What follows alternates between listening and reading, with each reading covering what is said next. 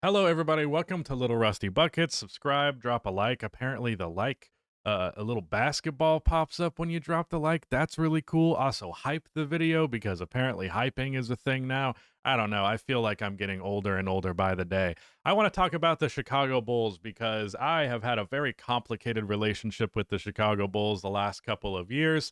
Last year is probably the least that I have ever watched the Chicago Bulls in one season.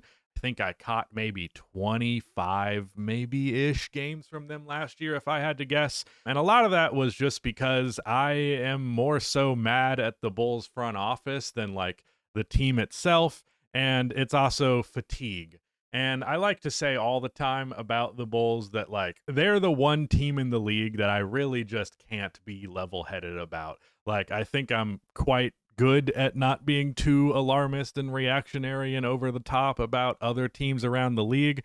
But when it comes to the Chicago Bulls, my emotions are just too tied up in this team to be all that reasonable. That said, I've kind of been enjoying them lately as a result of, well, them kicking ass. They are currently 4-0 or 5-0. I actually think that game versus Sacramento was that the one that gave them the 5-0 start. I need to look. No, I don't want the NBA Cup standings. Okay, they're 4-0. They're going to play the Knicks tonight. This video will be coming out after that, so maybe they lost that game to the Knicks, but they've been really fun. And I think a lot of this, I fucking love Monis Buzelis. Buzelis has been like the reason that I still like to watch the Chicago Bulls. I watched them more in the back half of last season just because, well, Josh Giddy was going off all the time, but also Buzelis was getting a starting opportunity. But this year, he has been extra awesome. He's been getting extra opportunity. And I'm actually a little unsure of what exactly he's averaging at this point, but he just had a 27-point game against the Sacramento Kings where he pulled off some awesome shit.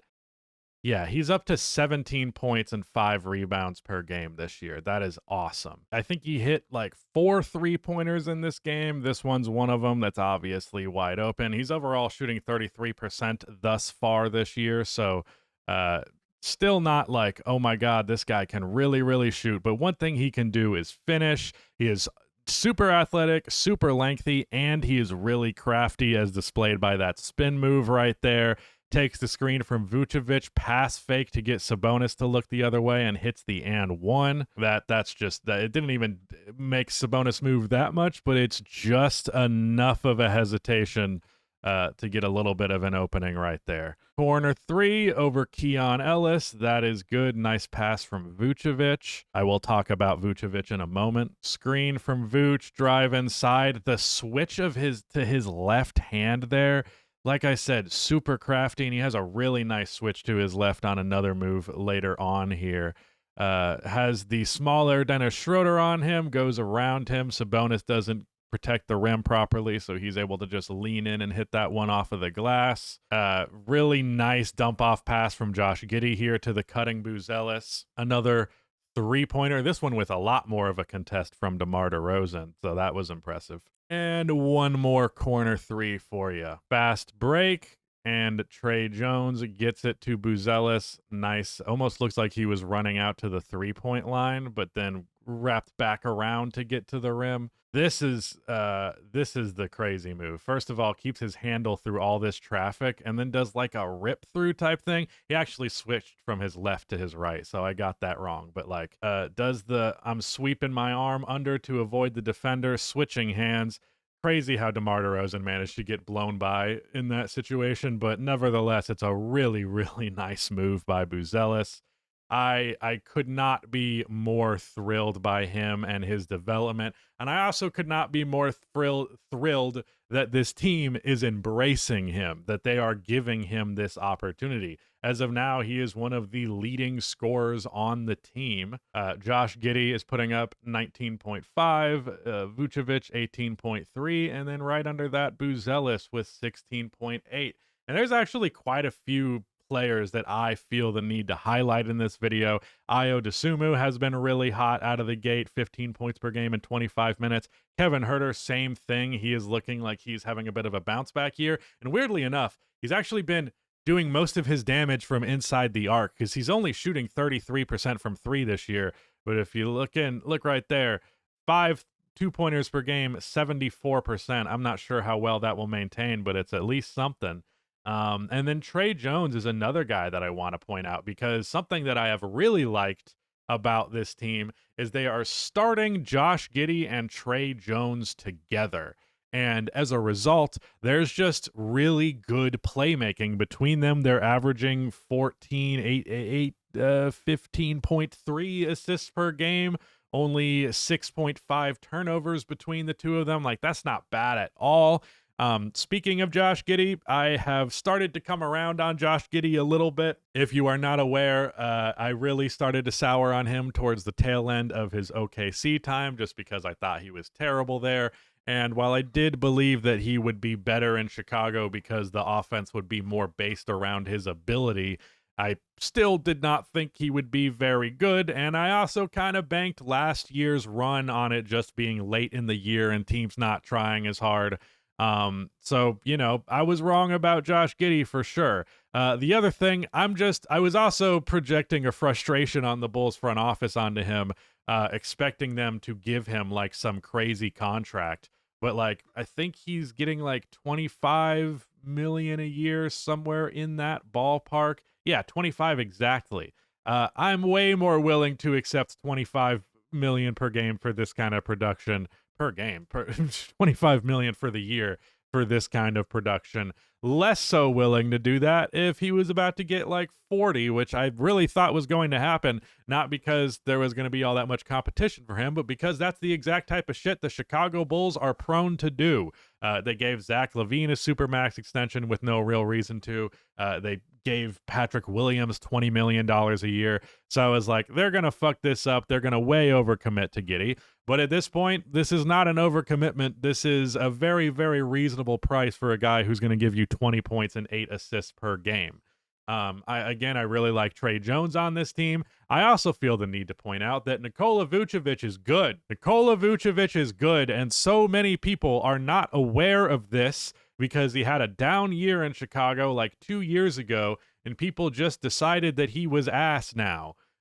This year, where he shot 30% from three. His overall counting stats are not all that dramatically different. However, much improved 2-point percentage. He went from 55% to 59% and so far 62% this year. And from 30% from three to 40% this year, which I'm not expecting him to stay at 50% this year, but three ball continues to look good. And he's not putting up his all-star production. He's not putting up the 21 and 11 he did for the glorious 26 games where he looked like Orlando Vucevic. But otherwise, this guy is still such a good play finisher. He shoots really well around the rim. He's got a good float game. If we look at some of his shooting numbers, he shoots 70% at the rim this year and last year, 59% from floater range, 57 the year before that. That makes him one of the better floater shooters in the entire NBA. He's really good in the mid-range. He hits his threes. He's literally super efficient other than the rim. 0 to 3 feet, 70% is fine for a center. But he's pretty much a phenomenal touch player, good jump shooter, good floaters, all of that stuff. And he ends up working out as a really good target when you have two good playmakers on the floor in both Trey Jones and Josh Giddy. So he's just feasting off of these guys' passes. Buzelis is in a similar situation just because he's such a good cutter and a lot of his offense comes off of the ball. So I'm kind of enjoying this team. Now, I do feel the need to highlight something. I definitely do not think they're as good as the current 4-0 start would suggest. This is an important thing to point out from Carson Breber, who says the Bulls' opponents are shooting 26%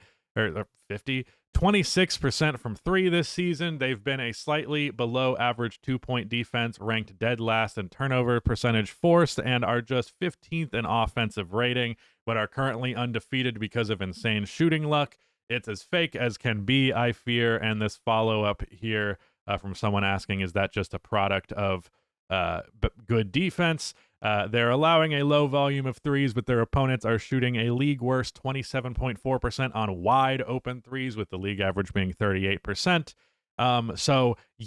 that's not going to hold for sure. I have noticed that teams just are not hitting threes against us at all. They definitely were not in that Sacramento Kings game.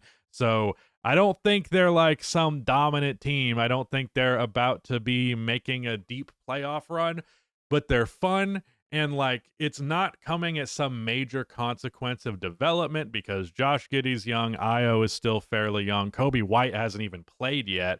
And Manas Buzelis is young. And I think Manas Buzelis genuinely has like top 20 player in the league potential, maybe even up to top 10 one day, but I'm not quite there. But he's, like I said, really crafty, really, really good defender, good playmaker, good ball handler. And the 3-point shot at the very least looks competent.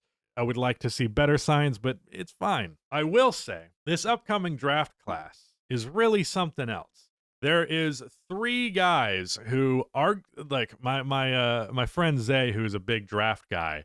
He said there's 3 guys in this upcoming class who you could arguably like have taken over Cooper Flagg if Cooper was in, this upcoming draft.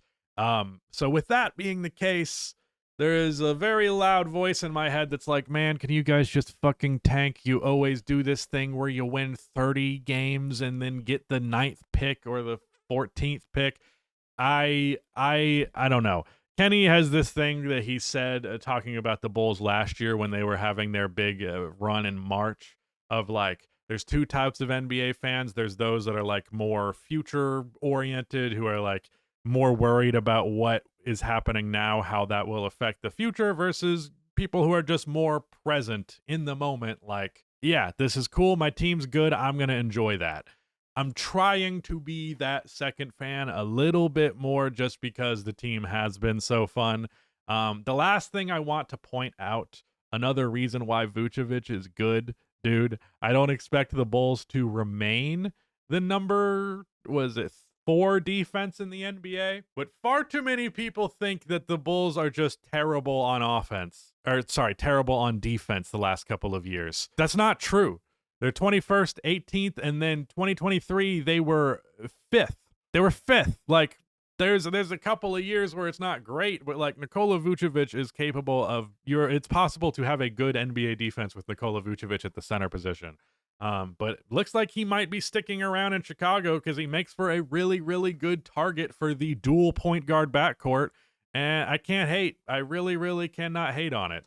As much as it is my tendency to just hate on the Bulls because I always want more from them, I'm gonna try to accept not asking for some crazy shit from them all the time. And also I will give this. All right, I fucking hate the Bulls front office, and this has not changed that, but I appreciate what they did here. Their turnaround over the last year, I think, was pretty good. I can be okay with that. They got Trey Jones out of the Zach LaVine trade, and that's looking like a bit of a home run there. So yeah, that's it. Let me know what you're thinking, especially if you're a Bulls fan. I know there's a lot of Bulls fans who don't like me because I'm a negative Nelly, but those of you who are like, you don't get to be a Bulls fan anymore, no. How about that? How about it's not up to you? Yeah, that's it. Goodbye.